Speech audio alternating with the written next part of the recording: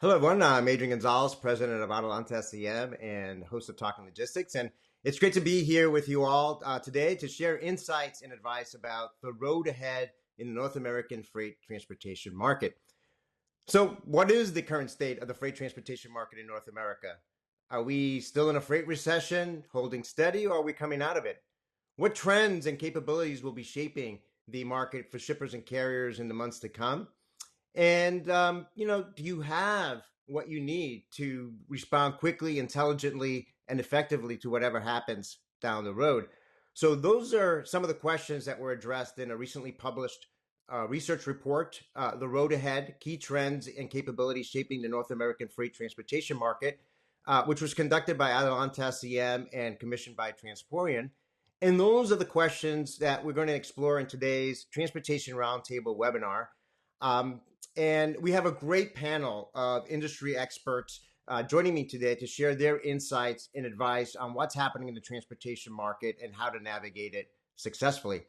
And together they bring a wealth of knowledge and experience. So please join me in welcoming Jason Miller, who is a supply chain management professor at Michigan State University, Mike Mulqueen, who is partner at JBF Consulting, David Landau, who is Strategic Supply Chain Software Advisor, and Eric Johnson, who's Sales Director at Transporian. So again, thank you all for joining us today.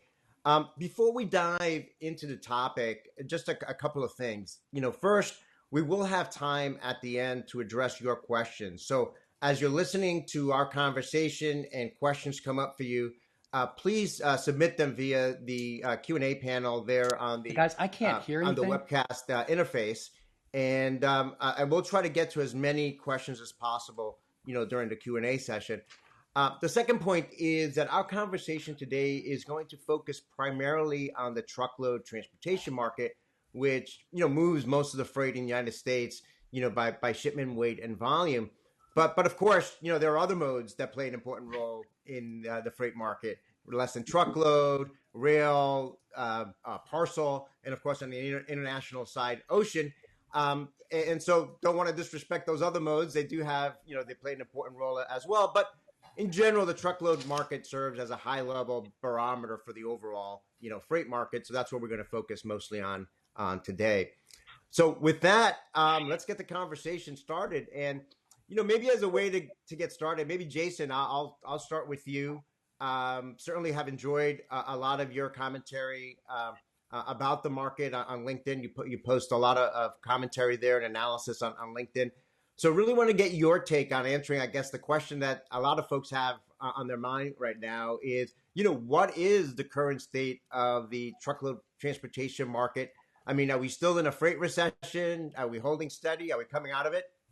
Yeah, right now, from a volume standpoint, we're at the trough of the current freight recession that really started late Q2, early Q3 of 2022. So we're a little bit over 24 months into this.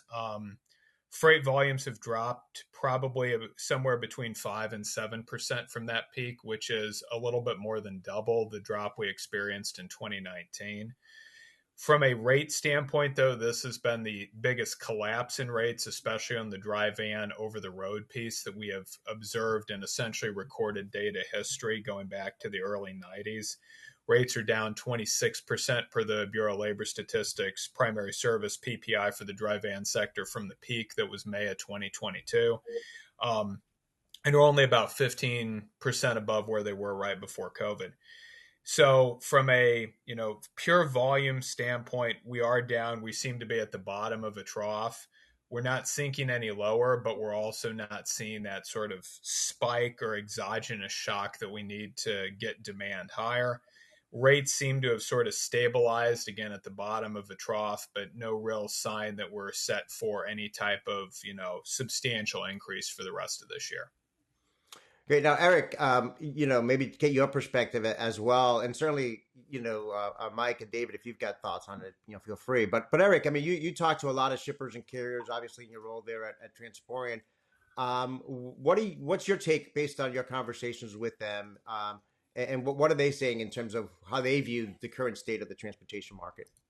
Yes, sure, Adrian. Yeah, and I'm in agreement in a lot of the ways with what Jason had stated.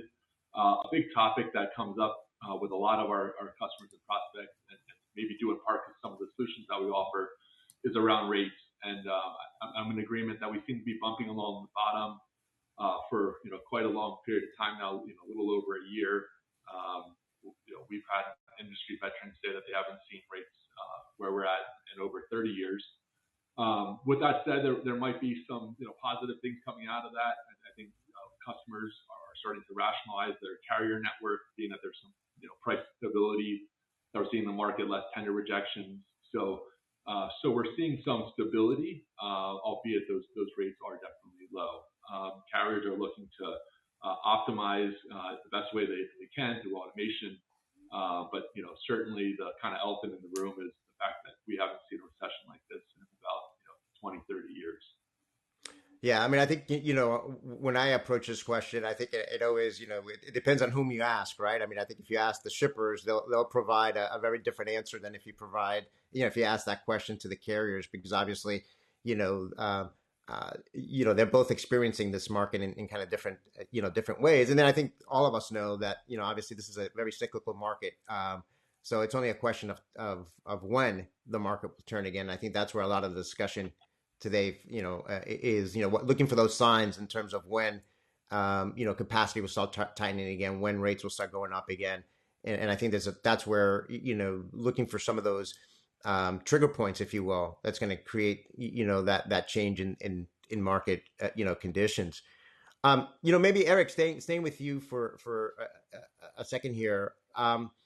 So in light of kind of where we are today, whether you're a shipper or carrier, kind of their perspective of the market, I mean, what's top of mind for them right now? I mean, are they generally optimistic about the road ahead, or pessimistic?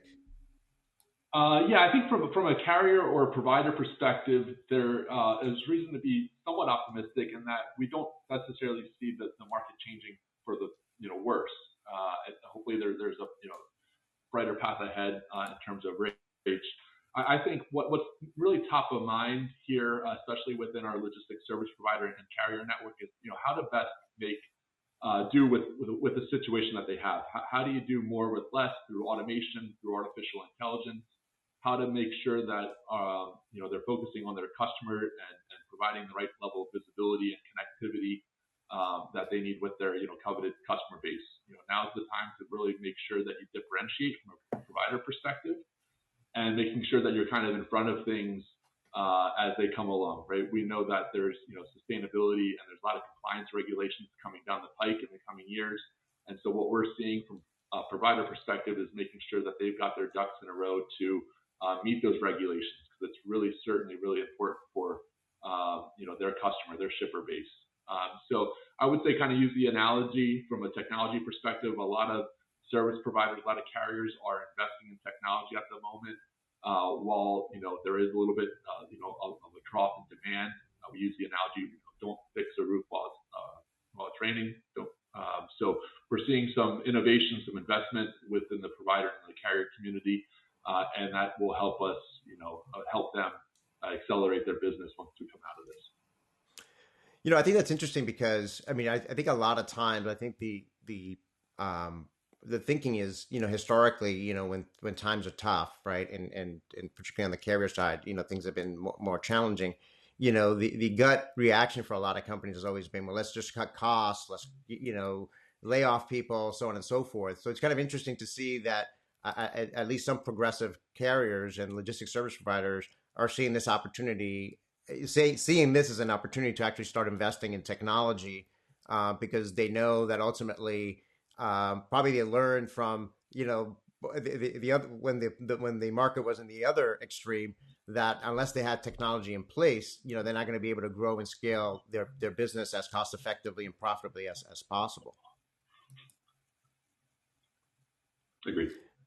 Now, it doesn't seem like Mike is with us. I wanted to get Mike's perspective on this as well. So I don't know if he's going to be, maybe he's having some technical difficulties, but maybe I'll Mike, are you back?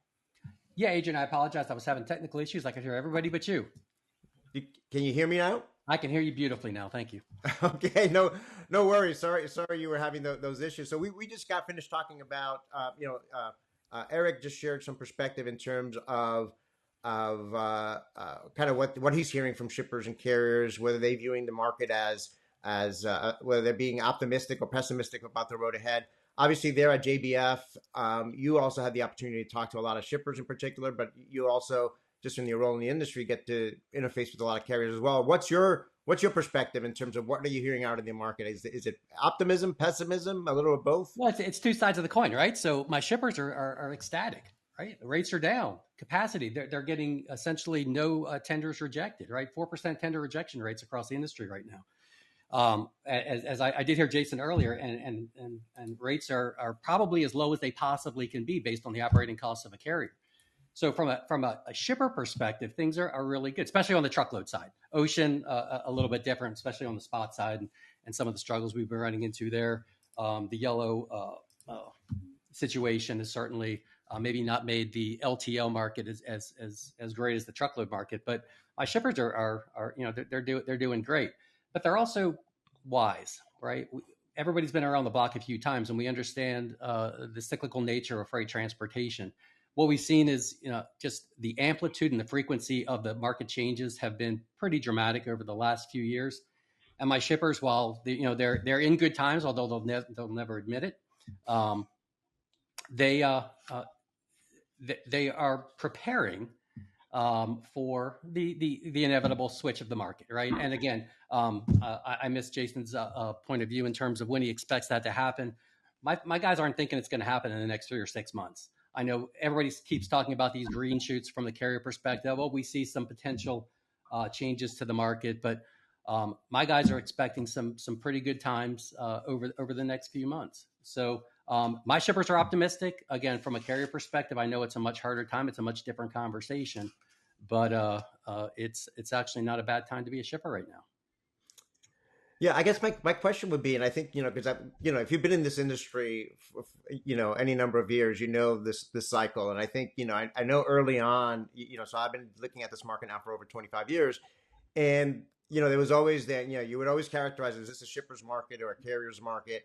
And I think when it was a quote unquote shipper's market, which you can argue we're in today, you would always see a lot of shippers kind of take advantage of the situation, right? Let's get as low rates as possible, right? And then when the market shifts, carriers say, well, hey, you beat us up, you screwed us over when times are tough for us, so now we're gonna increase our rates. So it was kind of this win-lose kind of mentality, right? It was a zero-sum game. Are you seeing a shift? I mean, I guess this question is for you, Mike, but I mean, others can answer as well. I mean, are you seeing shippers kind of being a little bit smarter and carriers as well to say, hey, you know what? It's probably in our best interest to kind of take more of a win-win perspective, because it doesn't serve anybody good when carriers go bankrupt because they've been hammered too much on rates. And then that creates capacity issues at the other end, where now rates are going to go, sky high. So you're kind of in this, constantly changing environment. What are your thoughts there in terms of, are you seeing shippers and carriers kind of taking a longer term perspective, a more continuous partnership perspective in the way they work with each other? I like to say yes, Adrian, but I can't. And honestly, the 2021-2022 situation really soured a lot of relationships, right? As capacity dried up, right? And we saw rates go through the roof. We saw contract carriers decline 40% of loads that were under contract. And that really soured a lot of my shippers. So now they're saying, and we've been fighting this, from a consulting perspective, shipper of choice concepts, really build out these really, really strong relationships. So much damage was done during that time. And again, the same thing happened in 2017, right? And then it kind of started going back to a shipper, and then the pandemic hit. But there was a lot of damage in terms of relationships that was done as these contract carriers chase spot, right? And that it's taken a little bit of time now for my shipper community to kind of get over that. There is tons of value of having tight relationship, not with every one of your carriers, but those core carriers that you really care about. But Adrian, as long the Pollyanna view that, oh gosh, we're all going to get along and work together. No, there's still an adversarial relationship between the shipper and carrier community. Yeah, no, I think I agree with that. And again, a lot of this also comes from, just the top down, right? I mean, CFOs and CEOs expect you to manage and cut costs as You much got as it. possible. If the environment is favorable to do that, that's you're going to feel that pressure. So let's shift gears a little bit now and talk about some of the trends that are shaping the transportation industry and influencing the strategies and plans of both shippers and carriers. And maybe David, we'll bring you into the conversation here as well. And let's start with with nearshoring. I think that's one of the things that's getting a lot of press, these days, including Mexico surpassing China as the leading source of goods imported into the United States. So, this happened in 2023. So, I mean, assuming, that trend continues, moving forward. I mean, David, let me ask you first. I mean, what are the strategic supply chain, considerations for companies, what are some of the things they need to consider, when evaluating nearshoring operations? Sure. No, I appreciate the question, Adrian. I think at the highest level, you got to consider everything, right? I'll start with inventory. If you're in an environment where everything is offshore in East Asia and you're moving to Mexico or Central America, you're going from months of transit time, or at least 6 to 8 weeks of transit time in many cases, down to days. And so what does that mean? That means basically you have to have new inventory strategies, right? You're not buying in bulk anymore. You're not forecasting quite as far out. Your whole inventory optimization, forecasting, replenishment has to change. Ultimately, that means lower inventory levels. That means faster turns. What does that impact? That impacts the warehouse, right? If you're now in a situation where you're buying less bulk inventory, you're storing inventory less, and your transit time is a lot faster, now you have to start thinking about, what are my warehouse strategies? Am I going to move towards more cross-dock operations that leverage put walls? Basically, warehouse operations that may change dramatically the configuration of the building, but also the location of the building. And so that in turn comes back to my network strategy. If much of my inventory is now coming from, let's say, Mexico or Central America, does it still make sense to have very large distribution centers, ideally near the ports, right? Near Los Angeles or Savannah or elsewhere? Or should I build large distribution centers to hold a lot of inventory in northern Mexico, but then change my distribution fulfillment strategy within the US or within the US and Canada, and have smaller, more nimble regional facilities that are more like cross docks than traditional warehouses? So we've talked about inventory, we've talked about warehousing, and certainly it does impact transportation. I would say probably conservatively the majority, maybe even the vast majority of shippers today, when they're importing in from overseas, particularly East or South Asia, they're using freight forwarders because it's difficult when you're dealing with the drayage and the customs and the clearance and ocean freight and everything else. It's just much easier to leave that to the experts.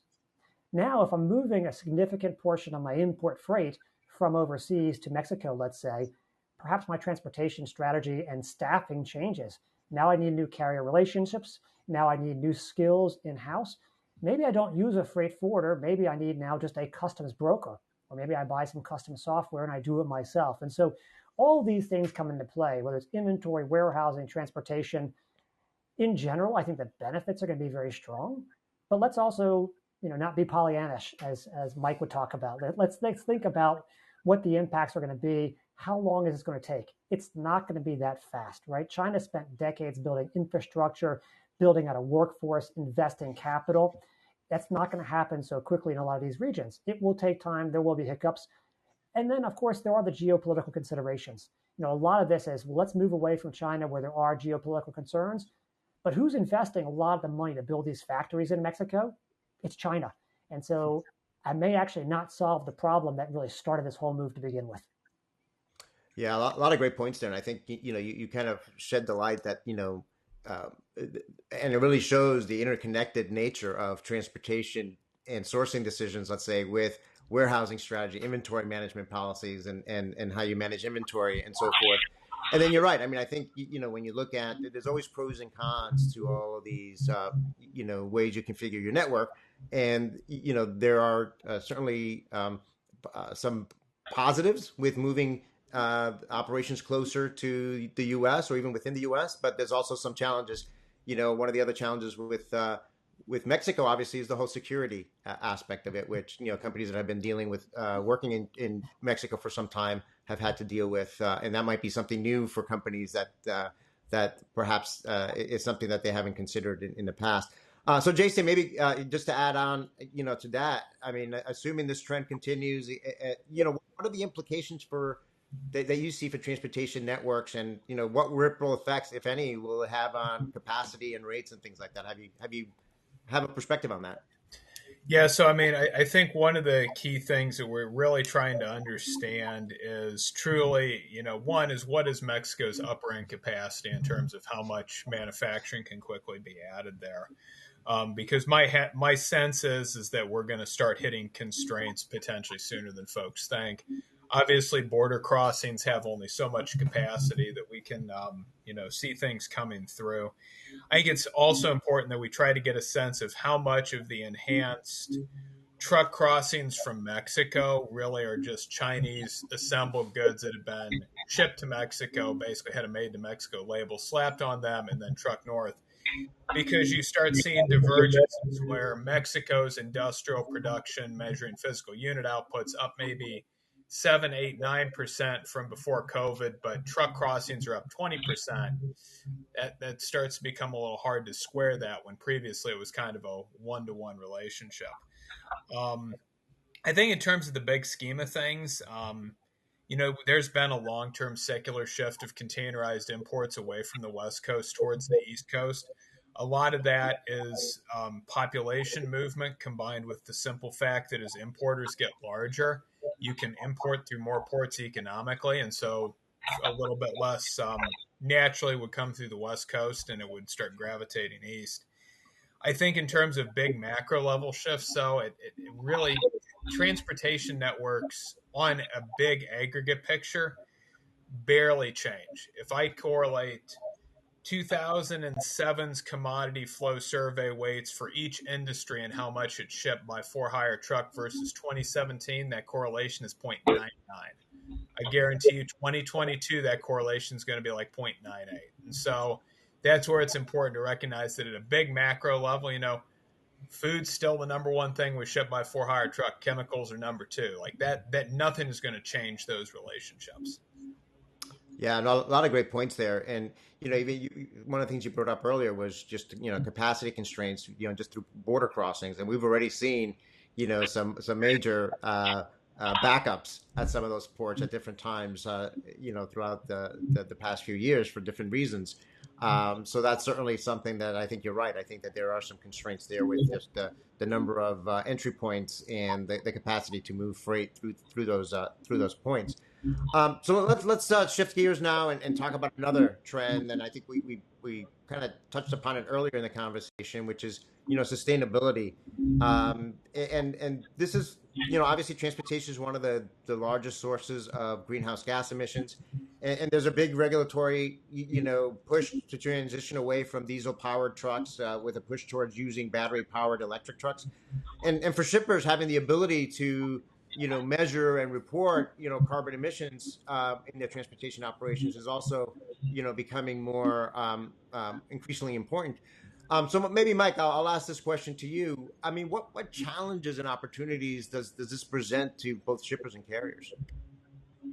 Yeah, Adrian. So as we do evaluations for the shippers, a requirement that's popped up over the last 2-3 years is the ability to, from within the TMS system, accurately report scope 1, 2, and 3 emissions. That has now become kind of a core requirement that we're seeing. I think a lot of it was driven by the European group with the Corporate Sustainability Reporting Directive. As over the next few years, these larger organizations, and even going to the smaller organizations, are now going to need to be able to report all of their emissions.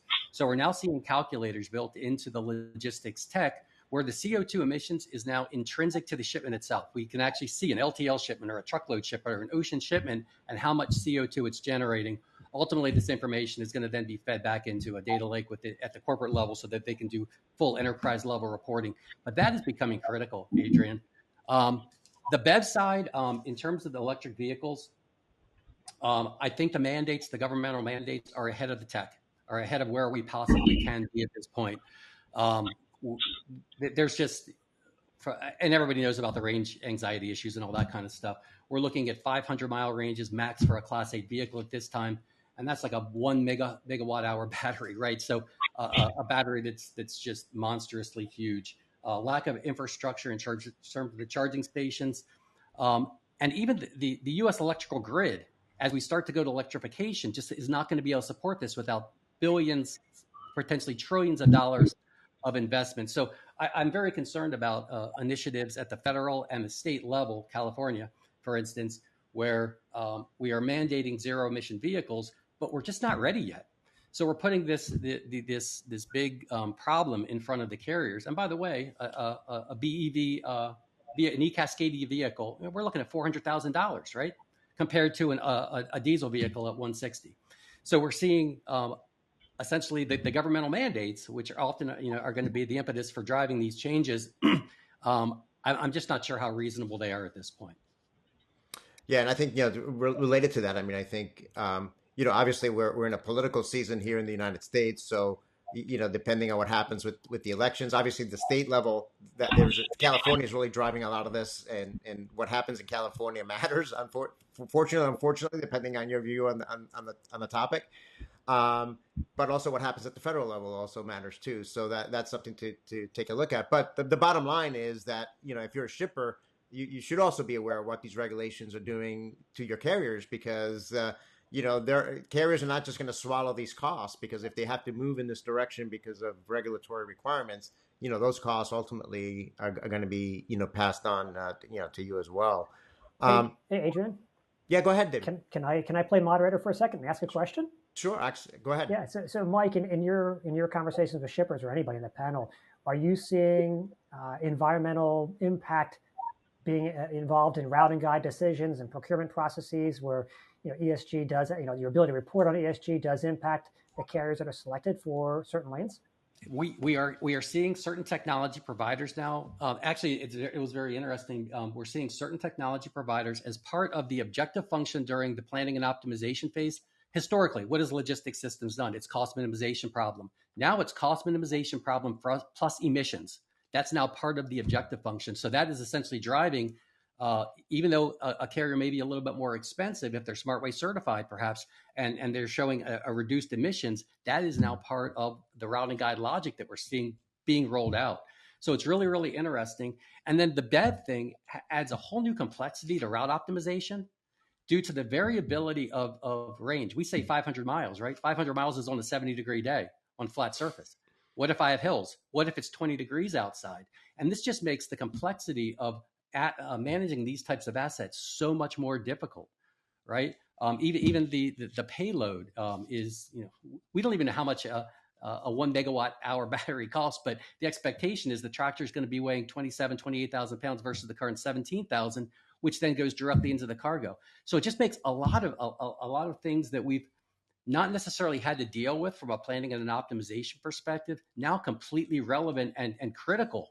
And I think that we talk about the carriers not being ready for the mandates. I think even the software providers are struggling to understand what does this actually mean. Yeah, so it sounds like, Mike, you have to add now topography into the whether there's hills or not during the route, and you have to add weather into the mix too if you're going to be delivering by battery powered electric trucks as part of the optimization algorithm. And just think about it, the variation in terms of the cost of electricity by time of day. When do I charge up? I charge up at 2 a.m. I don't charge up at 3 p.m. because the kilowatt hour costs are, 50% different, 60% different. So there's a lot of things that need to be taken into account that are currently in the diesel world, they're completely irrelevant. In the new world, they're critical. Great question, David. Thank you for being the moderator there and asking that great question. I appreciate it. And so we've talked about several industry trends, and there's a few others that we get addressed in the report as well. So if you have the chance to download the report, I encourage you to do so. But let's talk now about how shippers and carriers can respond more quickly, intelligently, and effectively to some of these trends and kind of the road ahead. And Jason, let me start with you because part of what I like about your comments is that you provide your perspective on the market, but you kind of back it up or provide some data around your positions and your analysis. And I know some of the research that we've done here, specifically coming out of the pandemic, a lot of both shippers and carriers really, but the shippers that I talked to really wanted to become more data driven in their decision making, and I think that's critically important when it comes to transportation management. And certainly we have more data available today than we had 10 years ago, and certainly more than we had 25 years ago with all the technologies and data sources available. So I guess the simple question is, it may not be a simple answer, is what data should shippers and carriers look at to help inform their strategies and decisions? So it's always going to differ by specific context. So what I'd say, especially from a carrier standpoint, it's knowing what are your shipper verticals. And a key issue with that I see a lot of carriers do is they'll create a categorization. They'll say these are CPG shippers, consumer packaged goods. Well, there's just a problem in that consumer packaged goods is not an industry structure, according to the North American Industrial Classification System. So what you end up doing is you end up lumping a whole bunch of stuff that doesn't necessarily belong together. So piece one is categorize your shippers appropriately by what industry are they actually in. And you don't have to do it for all of them. Just do it for your 20% of most important shippers. That's going to capture 80% of your freight. And follow what are trends that we're seeing in terms of, industrial production in those sectors, or capacity utilization, or inventories to sales ratios. As an example, if you're a machinery shipper or a machinery, centric carrier right now with a lot of agricultural equipment exposure, the back half of this year is going to be terrible. Like, you can see that right now because ag prices are dropping. So you'd want to be tracking those. You'd want to be tracking where inventories to sales for machinery wholesalers, where inventories to shipments for machinery manufacturers, where's industrial production at for certain verticals. And, you want to focus on things that way. I think if you're a shipper and you're wanting to get a sense of where the market's at, my statement is don't overcomplicate things. Obviously there's always going to be steady rules that if you're shipping out of Boston, it's always going to be cheaper than if you're shipping into Boston. And those out of Boston rates are going to be much less sensitive to the market cycle versus the into Boston rates. So it's recognizing, for your key shipment locations, what's that balance of inbound and outbound freight. Folks at MIT have published some good research on that, or you can go cut up the commodity flow survey. If you've got one person on your staff who knows anything with Python, this shouldn't be that hard to do, and get a sense of that balance. Watch where's the PPI at for, insert, over the road truckload versus LTL versus specialized long distance. Where's spot rates at? DAT does a huge service by making those data publicly available. At least at a national level. Look at what's the spread between broker buy rates that DAT's reporting and the driving and the spot rates for those respective modes. Anytime there's a big spread, it tends to be a soft market like there is today. So it's just these little things, and trying to get just a sense of where the market's at. And what I would always say too is, given the plethora of data, you need to be asking questions about, specific data sources that are being reported. And what I would tell you is, anytime people report things like, oh, there's a 30% year over year swing, you need to be really skeptical of that unless there's numerous data points backing it up, because typically things don't move 30% year over year. That is a total oddball, but most likely non-representative statistic. Yeah, relative to that point, there's that famous quote, right? In God we trust, and everyone else has to bring data, right? And I think you pointed to a lot of different data sources or things to look at, and I remember writing a blog post maybe a couple of years ago, where I kind of tongue in cheek a little bit said that transportation managers ought to rebrand themselves as data scientists, because number one, a lot of their job today really involves, or should involve, analyzing data, both within their own operations, but also some of this external data to help them better prepare and understand what's happening in the market. And also the joke part is, data scientists generally earn more money and command higher salaries than transportation managers. But the bottom line being here is that data and analytics, data analysis is becoming a core part of a transportation executives and transportation planners and managers, description. David, another trend or another aspect of this in terms of being able to more effectively manage and more transportation operations moving forward is kind of leveraging networks. And I've been a big proponent of network-based models and leveraging the power of the network, if you will. So how can shippers and carriers leverage transportation, networks to kind of achieve better results? And what aspects should they consider overall, just when you're looking at technology? Obviously, this is kind of an area that you've worked on for many, many years. When they're evaluating technology solutions, I mean, what should they consider? Sure. So two big questions. I'll tackle them one at a time, Adrian. As far as the network goes, I think we've all seen and read about a lot of transportation networks that help manage the day-to-day between shippers and carriers, or between brokers and carriers. And by that, I'm talking about spot rates and tendering and visibility and even invoices. These transactional networks are great, predominantly because if you think about the implementation of a TMS, and Mike lives this every day with his business, the long pole in the tent more often than not is the onboarding of carriers, especially if you're a larger tier one organization where your carrier base can number in the hundreds. And so I do think that's really important. I would say that, frankly, if I look at the market, the acceptance in Europe actually of a neutral shipper carrier network is far greater than the US. And we're talking about Transporting here, obviously, our host of our, Trimble, the host of our webinar here, but they've really taken hold of that market and actually have a lot of interaction between shippers and carriers. And it begs the question, why is that not taken hold in the US? And I think a couple of reasons. First and foremost, actually, is EDI. Even though EDI is a decades-old technology, the largest carriers and the larger shippers here in the US all use EDI. That's an established infrastructure. It's not perfect, but it works. You don't see as much EDI in Europe, and so a network like a Transporting actually plays a big role there.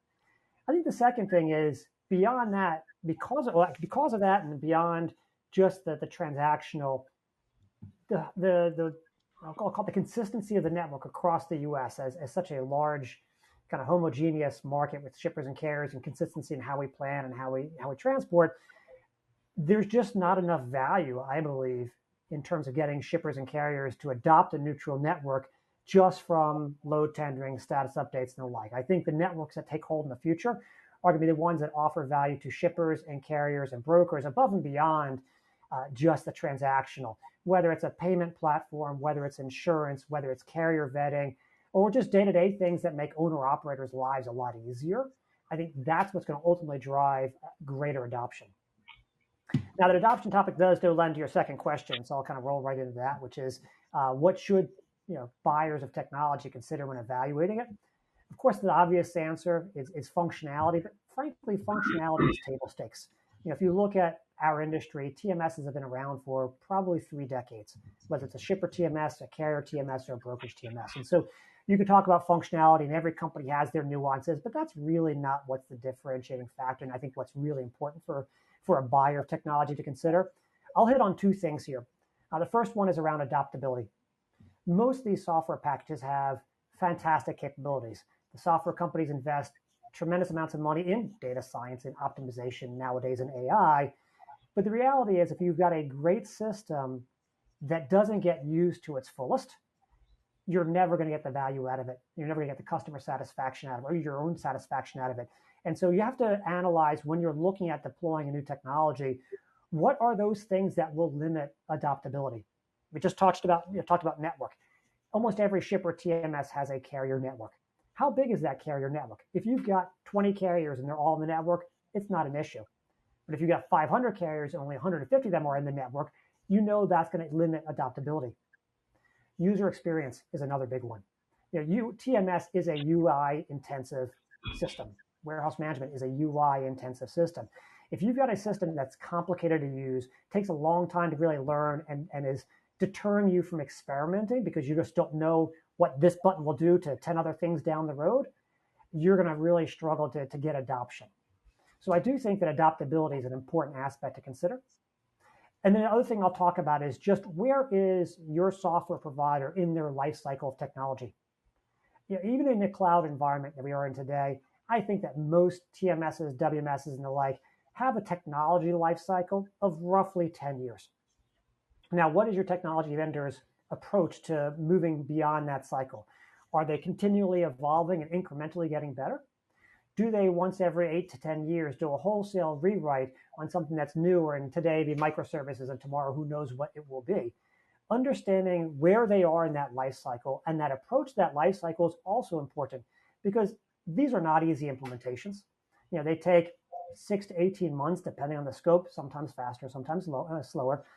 You want to be in a place where once you get there and you start getting that full adoption, you're in steady state. If your technology provider is forcing you to make technology changes, replatforming 3 years after you start your project, that's not a great place to be. So it is important to understand where they are in that technology lifecycle because that's going to impact your longer term plan and what that partnership looks like. Yeah, a lot of great points there, David. I think we could probably, spend the entire webcast, the remainder of the webcast, kind of diving into each of those points. But I mean, I think obviously, like I said, regarding the network piece, I've been a big proponent of it. I think part of the challenge remains it's really just an education process in terms of getting companies to think from that network effects perspective, because it is a different way of thinking and different way of approaching, the way you manage, in this case, transportation. And then I think, you're right. I mean, I think a lot of companies also focus a lot of the features and functions of let's say, a TMS or a solution. But then there are things like the user interface and the, how intuitive and easy to use that plays an important role in terms of getting that power users to adopt it and use it, to its fullest extent. And we've certainly seen a lot of improvement there over the years with a lot of enterprise vendors really taking the lessons learned in some of the technology that is on the consumer side of the world and bringing that into the enterprise side of the world. So I think that those are, key points there as well. And it does beg the question, I'll just add one last point here, which is, should we start thinking differently about the software selection process? The reality is, I'm guessing that most TMSs look about the same in an Excel spreadsheet RFP. And if that's the main source, the answers to the RFP, that plus price that you use to select your software, you might not be getting the best purchase decision. And so even then a 3-hour demo, right, that's not going to show you exactly how you're going to use the system day to day. So it does make you think that maybe as an industry, we need to evolve as well. Great.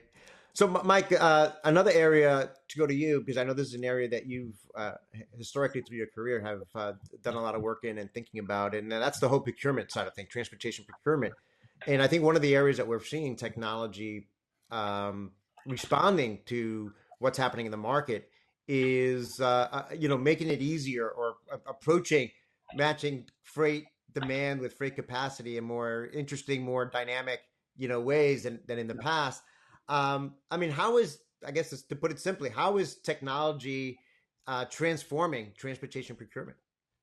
Well, the first thing, Adrian, and I think Jason brought it up and some others as well, maybe, the accessibility of information, publicly available information, benchmark information, right? So oftentimes shippers, they don't have necessarily a competency and an understanding of the dynamics of a freight market.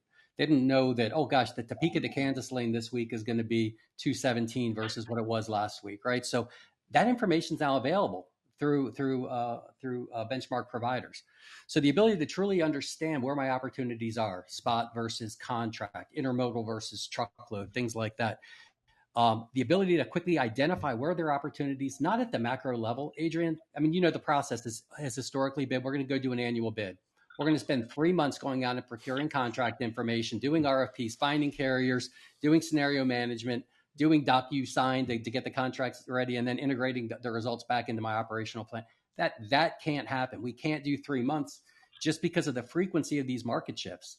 So the ability, the accessibility of the information to continuously evaluate where our rates are against them, and I say against the market. When I talk with our friends over at MIT, they'll say, there's no really such thing as a benchmark rate. Every shipper is going to be different in terms of how they operate, right? What payment terms have a big impact on what your rates are going to be? Are you live load or are you drop, right? All these different aspects, the nuances of each individual shipper and receiver ultimately have an impact. Certainly the lane itself, the geographic aspects of the lane have an impact, and that's what the benchmark is, but these other things are washed out. So the ability to truly understand where you would be in that benchmark area as an individual shipper, be able to interrogate publicly available information, and then quickly turn around, run bids. And the bids are not necessarily just based on contract. Right now, as you guys know, there's a huge delta between contract and spot, with the advantage obviously on the spot side. So coming up with strategies around what freight should I actually contract out, what freight should be spot, should I actually start doing things with a dedicated fleet? If I can minimize my empty miles, I should be doing dedicated fleet and not even put that out to bid, but to actually go out to Schneider or whoever we want from a dedicated fleet perspective.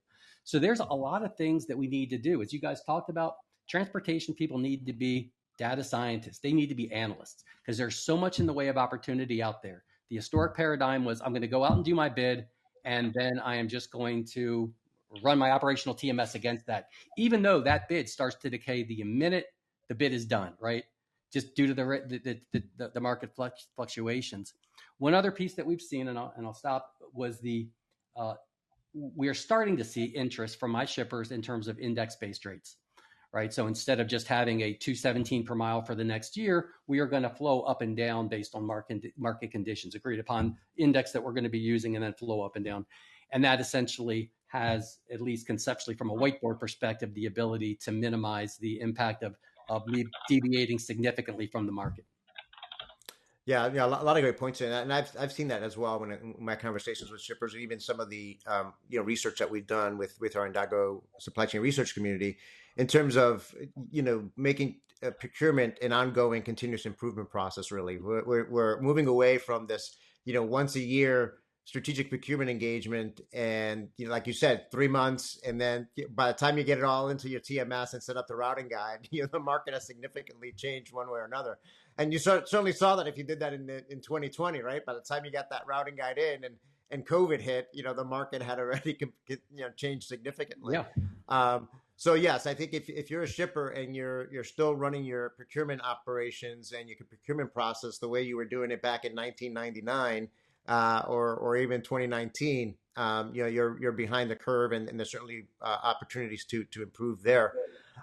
Eric, let's bring you back into the conversation here. We talked about, David talked about the network. I provided my 2 cents about that as well.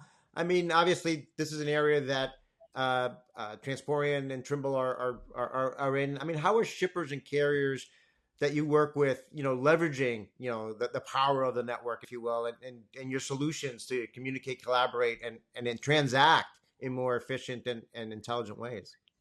Yeah, sure, Adrian. Happy to answer that. And I firmly agree with David in that he mentions the biggest thing with deploying new software and being successful with it and extracting business value out of it is all around change management and making sure that implementation is smooth and the technology is adoptable, and you have the network to support that automation that you're looking to achieve. And I'm also in agreement with Mike. That the market is certainly dynamic. We're seeing a big delta between spot and contract, and our customers are asking us to deploy technology solutions that allow to be more dynamic in executing and purchasing freight. So to that end, specific solutions that we're seeing a lot of adoption in the market today.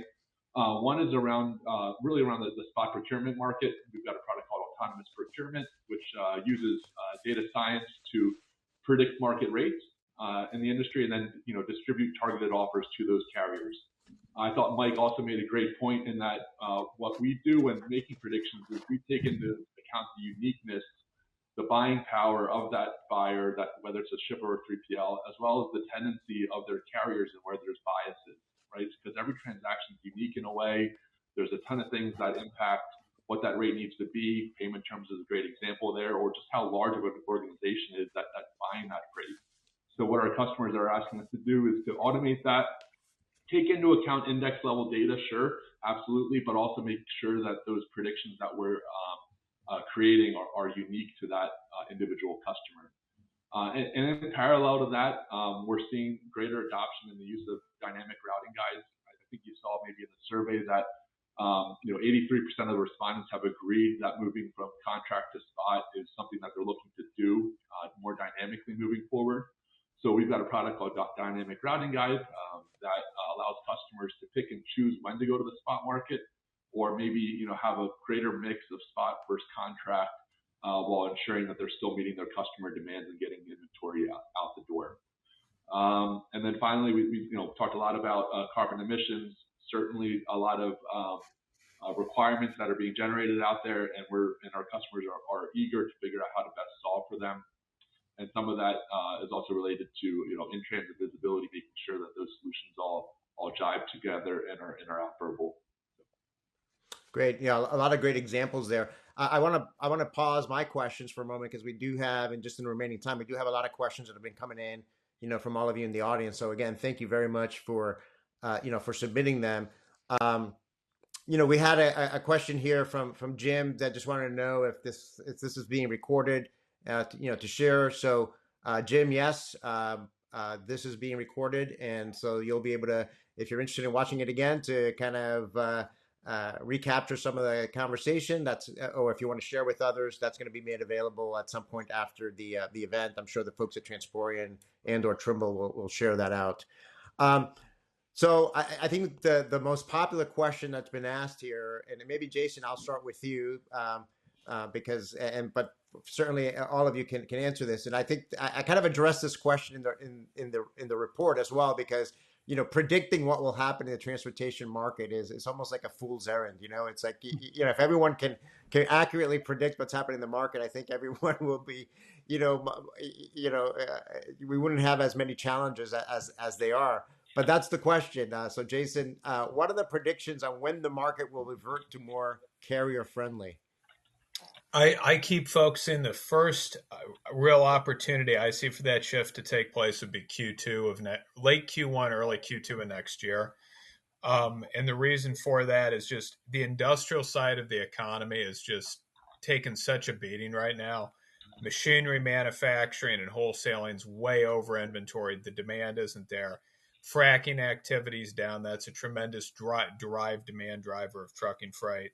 We're not going to see an uptick in housing this year. We're essentially past peak housing start season. It didn't really materialize in the way some folks had hoped at the start. And so basically it's time to write off 2024. There's no major demand shock coming at this point that is a sustained demand increase. And so that makes me start thinking, okay, if Fed cuts rates here in September, there's maybe also a November and December cut. Regardless of presidential administration, you're entering 2025 with interest rates a little lower, gets mortgage rates down. That gets the whole housing industrial complex going, which I really think we've undersold how much it was the huge shock in housing starting in Q3 of 2020 that drove so much of the kind of bull market that we experienced. And so you start to see that sector kick off, maybe commodity prices look a little bit better. That can at least be some type of boosted demand, again, assuming there's going to still be some more carrier attrition. But it really comes down to what's the next demand shock that we have. And right now, housing would be the best, that whole housing industrial complex is the best opportunity, but that really can't kick itself off until about March or April, just given pure seasonality, because nobody wants to build here up in the northern United States in the middle of January. So for me, first best case is late Q1, early Q2 of next year, and then we see how things play out from there. I don't expect, though, any type of market switch to look anything nearly as dynamic as 2020 or not even actually 2017. I tend to think it'll be a much more gradual shift. It'll feel a lot more like 2014 did. And so I think that it'll be a more muted market cycle than the last two ones that we've had. I think one of the, and I think I generally agree with you in terms of, from my perspective as well, and some of the things that I've seen and read. I think what was interesting is, and we kind of quoted you in the report. You had a very interesting LinkedIn post. I think it was last year, maybe it was earlier this year, where you highlighted 11 sources of freight demand. Because your point was that I think a lot of folks tend to look at retail imports as kind of being the main driver of freight demand, and so I think it was interesting. I think my takeaway from that is that, hey, you know what, you really need to look across the board, because retail is not the main driving force behind this. I don't know if you want to add or kind of explain that a little bit more. Yeah, no, we obsess over retail sales. I think it's because people don't understand how to read GDP numbers. retail trade is 6.3% of GDP. Manufacturing's 10.3. My numbers may be off by a couple decimal points, but manufacturing alone is a bigger contributor to GDP than retail trade. And on a ton mile basis, manufacturing is still over at least 55%, if not closer to 60% of ton miles are generated by manufacturing plants. And again, the key thing is that it's the sectors that we tend to not think about from a GDP standpoint. So the sector of manufacturing that contributes most to GDP is computers and electronics. And that contributes practically nothing to freight. So it's sectors like paper manufacturing that fell 15% from Q1 of 2022 to the bottom in Q3 of 2023. We need recovery there, and paper is mostly an intermediate input. And so most manufacturing freight that it gets hauled is not for final demand, but it's an intermediate input to either some other production process or to, construction or things of that sort. And so people just obsess over, imports and, containerized imports, not even recognizing a tremendous amount of that is intermediate inputs. I mean, it's tires, it's motor vehicle parts, it's basic chemicals, it's solar cells, or it's capital goods like other general purpose machinery. And so I think there's just been this tremendous misunderstanding. And my statement right now is, at this moment in time, retail sales are doing substantially better than they were at this point last year. And the market is no better whatsoever. Imports are up 8 to 10% year over year, and the market is no better. And so you really have to look at manufacturing, and we're just not seeing enough encouraging signs yet to say anything is changing this year. If anything, we're seeing more reports of substantial downsizing. Again, John Deere is a good example of this. And so until I start seeing improvements there, and like chemicals is doing a little better, motor vehicles has been strong, but I actually think that'll weaken because the dealer inventories are now fully back to pre-COVID levels. And so that's going to create some, demand headwinds. So for me right now, it's you got to look at the other parts of the economy that generate a lot of freight that just aren't doing that great. And so that's what I'm waiting to see. Yeah, I mean, and if you look at the PMI, it's been in contraction mode for a long period of time there on the manufacturing side. So I'm going to shift gears just to make sure we try to get to as many questions as possible. And maybe Mike, I'll ask this question to you. This came from Kevin. There's a lot of buzz and hype around AI at the moment. How is AI actually being used to improve transportation operations? Yeah. AI is both overhyped, but potentially extremely valuable, right? So the use cases that we've seen right now have been very incremental. We see AI in a couple different pieces. We see virtual assistants, right? The ability to use natural language processing to be able to access information within the TMS system to provide reporting, things along those lines, which is a great help, right? But it's incremental. It's essentially assisting the end user. We're seeing machine learning components being used for forecasting. The Transporeon piece, I shout out to those guys in terms of how they actually do their autonomous pricing. It's almost like a buy it now auction where they're coming in and they truly understand the market well enough to recommend prices to carriers and brokers as opposed to the traditional reverse auction stuff. So that's a really good use case. But again, most of the use cases have been incremental, designed to help end users with existing processes. What we're really looking for is kind of the next generation here is where the AI actually can take over all or a subset of the process. Procurement, right? We talked about the ability to continuously evaluate our rates. This is a perfect example of how we can be using, and I'm using AI kind of broadly, perhaps it's not even AI, but the ability to compare spot, the ability to compare contract rate, publicly available information against my information, automatically generate a bid, the ability to quickly vet carriers through AI tools that are going out to various public sources that understand insurance, understand double brokering, things along those lines, right? And the ability to automate these processes all the way through. We're not there yet.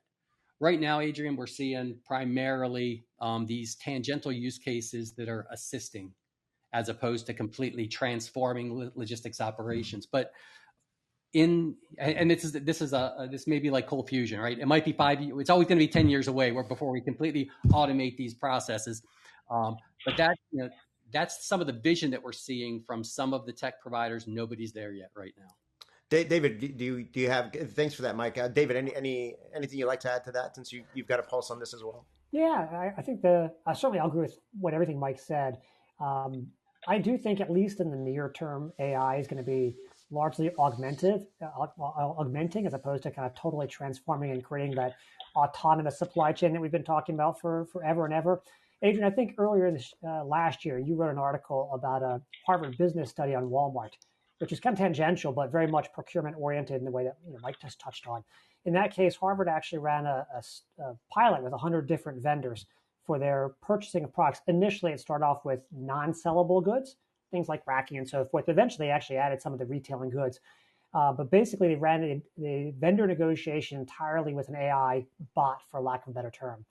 And about 2/3 of the vendors who were participating reached an agreement, which their expectations were roughly 20%. And so Walmart benefited, not only because fewer people were involved in the negotiations, but they actually had a slight savings and a better payment term. But they also interviewed the suppliers, and they said that 83% of them actually liked that process and were satisfied with the outcome, as opposed to the, go down to Bentonville and get involved face to face, have to respond right away, and have that pressure of that real life negotiation. So I think that's the kind of thing that can be translated to procurement, like Mike touched on, and other aspects of supply chain.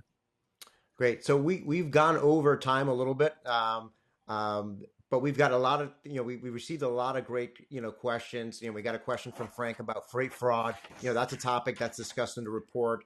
There's some additional questions about the electrification and the future of emissions in transportation. So a lot of great questions related to some of the things that we talked about. Unfortunately, we've run out of time. I want to be respectful of everyone's time, not only the panelists, but also all of you in attendance. If we didn't get a chance, again, to answer your questions today, we'll do so offline. But again, that's really all the time we have for today. So I want to thank Jason, Mike, David, and Eric for sharing their insights and advice with us on what's happening in the transportation market and how to prepare for the road ahead. And I want to thank all of you for in the audience for joining us today and submitting your questions. And we look forward to answering them in the not following this event if we didn't get to it. So again, thank you, and I wish you all continued success on the road ahead. Thank you.